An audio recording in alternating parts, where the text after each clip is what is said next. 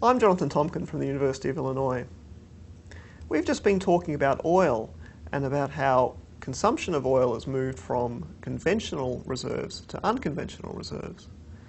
These unconventional reserves prove not just technological challenges, they also require more effort. The early oil sources sometimes gushed out of the ground, whereas today much more effort is needed to extract that oil. In the early days, you would need to use about 1 oil barrel's worth of energy to get 100 oil barrels extracted. This number has been declining in recent years. Modern efforts, for example, offshore drilling, requires maybe 10 times as much effort. So we would only get 10 oil barrels worth of energy back for that oil barrel of energy invested. This is an increasing problem in fossil fuel extraction in the world today. This concept is known as energy returned on energy invested. It's the ratio of how much energy we get back on a given effort. You might think of it as similar to a financial return on an investment. If you invested $1,000 and returned $2,000, then you would have a factor of 2. You doubled your money. So we would say you would have an EROEI of 2. To make a renewable energy example, if we use 200 megawatt hours to construct a wind turbine, and it produces about 200 megawatt hours per year and has a lifespan of around 20 years, we might say it has an EROEI of 20. Those figures are roughly right. So we can see that when we construct a wind turbine, we get a net energy return. We get 20 times as much energy back as we put in. Here is a list of those sorts of energy returns. As you can see, different methods of energy extraction have different energy returns on energy invested. And there has been changes over time. What's interesting, of course, is that everything requires some energy investment in the beginning. If we're going to build a wind farm, for example, we have to manufacture the steel or the aluminum and build the structures, and that requires energy. So we need to invest some energy in the beginning to get that return. The problem is that things are getting worse.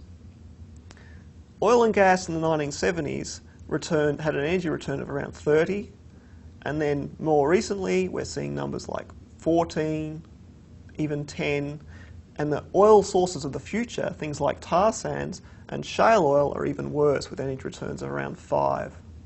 So we're only getting 5 barrels of oil back for every barrel of oil we burn to extract it.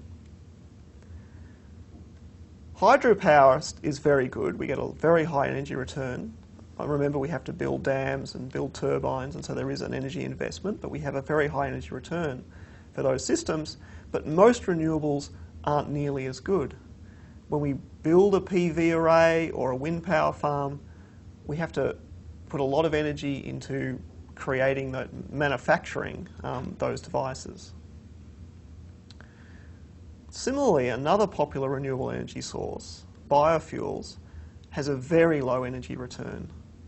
This varies from country to country, but in the United States, most estimates of the energy return of biodiesel from soy or ethanol from corn has a value of 1.3.